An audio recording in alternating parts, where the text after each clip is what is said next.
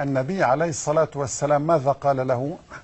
قال: ألم تروا إلى البرق كيف يمر ويرجع في طرفة عين. يعني كان عارف ان البرق بينزل وبيرجع؟ خلال حديث رواه الإمام الناس مسلم. ما كانتش عارفة انه بيرجع اساسا، دي معلومة جديدة. لا يمكن ان البرق رؤيته. بينزل ولا يشوفوه ولا يعرفوه. قبل عام 2000 يستحيل أن ترى، لأن الكاميرات لم تخترع. الناس كانت ممكن البرق نازل انما صحيح. يرجع تاني، دي جديدة. صحيح. صحيح. ورأينا بالفيديو وبالتصوير البطيء. فسيدنا رسول قال: ألم تروا إلى البرق كيف يمر ويرجع في طرفة عين. حدد لنا في طرفة عين؟ في طرفة عين، نعم. تعبير نبوي هذا، سبق وكالة ناسا للفضاء، والآن موجود هذا التعبير على موقعهم: in a blink of an eye. هو قالها وقالها موقع ناشونال جيوغرافيك. نعم. إذا هل النبي عليه الصلاة والسلام أخذ هذا العلم من غيره؟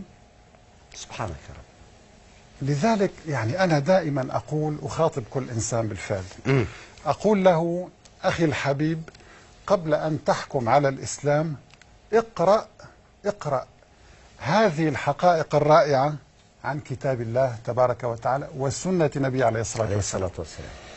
ظاهرة لم يرها البشر إلا عام 2010 لأول مرة في التاريخ.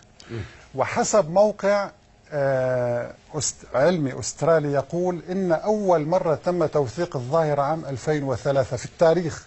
هي تحب أن نراها ونتحدث؟ طيب نشوف يا جماعة. أنا أحب دائما التوثيق العلمي. نعم. حرق الغابات دي؟ نعم. حريق الغابات سميت إعصار النار. انظر، هذا حدث عام 2012 في غابات أستراليا، وهو من أعنف أنواع الأعاصير. لأول مرة يراه العلماء، رأوه في البرازيل 2010، والآن رأوه عام 2012 في غابات أستراليا، ويقولون إنه من أشد أنواع الأعاصير تدميرا، فهو يستطيع أن يحرق مساحات هائلة خلال زمن قصير جدا. انظر كيف يرتفع لسان اللهب لأكثر من 300 متر في الهواء، ويسير بسرعة هائلة ومدمرة ويحرق كل شيء. الآن هذا الإعصار الذي صوره الباحثون اليوم، انظر كيف يدور ويحرق، عنيف جدا يعني. ويؤكدون أنها المرة الأولى التي يشاهدون فيها إعصارا كهذا، وهذا الإعصار لا يحدث إلا في الغابات في أستراليا وفي البرازيل وأمريكا. هل تتخيل أن هناك كتابا يتنبأ عن حدوث هذا الإعصار؟ يعني العقل البشري يقف عند هذه النقطة. الله تبارك وتعالى يقول في سورة البقرة في شأن ذلك الرجل الذي كان لديه جنة وذرية ضعفاء وتجري من تحتها وحد دخل يحسده. نعم. فأصابها إعصار فيه نار فاحترقت. فأصابها إعصار فيه نار فاحترقت. العلماء اليوم يسمون هذا الإعصار إعصار النار، ولكن بعد دراسته في السنة الماضية 2015 قالوا لا يوجد شيء اسمه إعصار نار.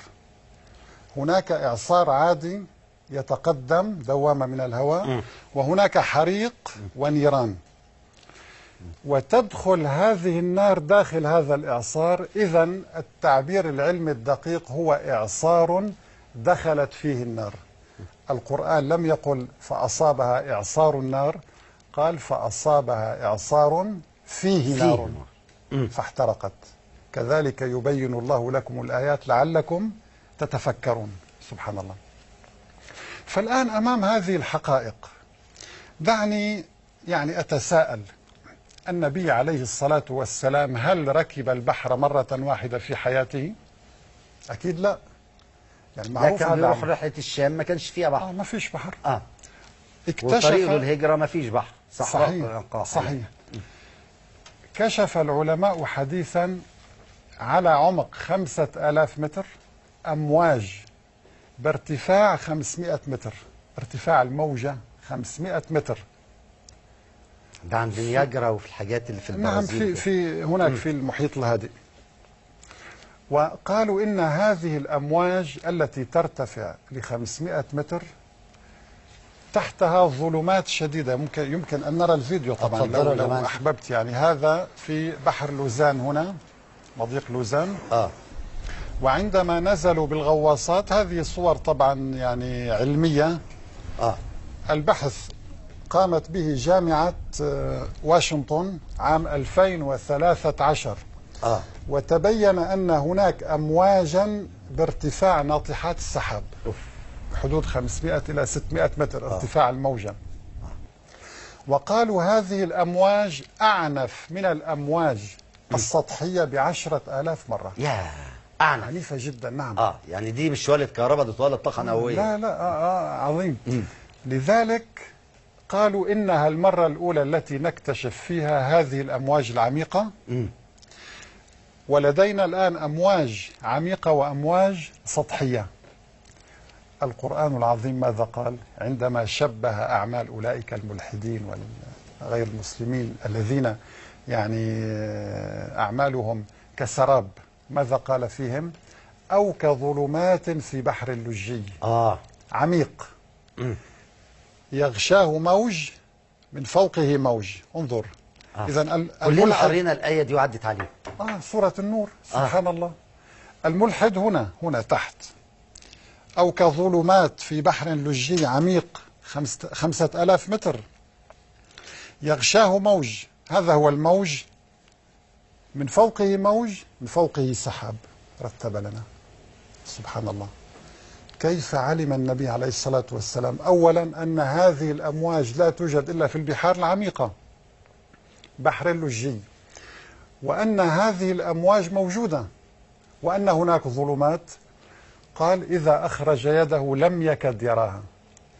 لم يقل لا يراها، لم يكد. لماذا؟ لأن الله خلق في هذه الأعماق مخلوقات تستعين على غذائها وحياتها، تصدر الضوء، كائنات مضيئة. سبحان الله. لذلك يعني أنا أقول دائما هذه الحقائق التي نراها. أنت كم مرة قرأت قوله تعالى والبحر المسجور إن عذاب ربك لواقع؟ كثير. طيب دعنا نرى هذا البحر. هل تحب أن ترى؟ تفضل. نعم، مع الصوت إذا سمحت. مع الصوت لو سمحت يا جماعة. تفضل. هذا بحر يحدث في جزر هاواي. نعم. هذه حمم منصهرة تتدفق باتجاه البحر وتمتزج مع الماء، وعلى الرغم من الحرارة العالية تمتزج مع الماء. غريبة جدا جدا. نعم. سبحانك يا رب. سبحان الله. سبحان الله. انظر هذا. هل يستطيع إنسان أن يحدثك عن البحر المسجور؟ إيه ده حتى التعبير يعني إيه الرعب ده؟ مرعب. إيه الرعب ده؟ انظر، ربطه بعذاب الله. إن عذاب ربك لواقع. انظر. يعني أيها الملحد، أنت ترى هذا البحر أمامك، لا تستطيع أن تقترب منه أو حتى تنظر إليه، فكيف ستتحمل عذاب الله يوم القيامة؟ والبحر المسجور أي الملتهب إن عذاب ربك لواقع ما له من دافع. انظر كيف تصب هذه الحمم المنصهرة، فهي لا تستطيع أن تبخر الماء، ولا يستطيع الماء أن يطفئها على الرغم من مرور آلاف السنين، وهذا المشهد يستمر. سبحان الله.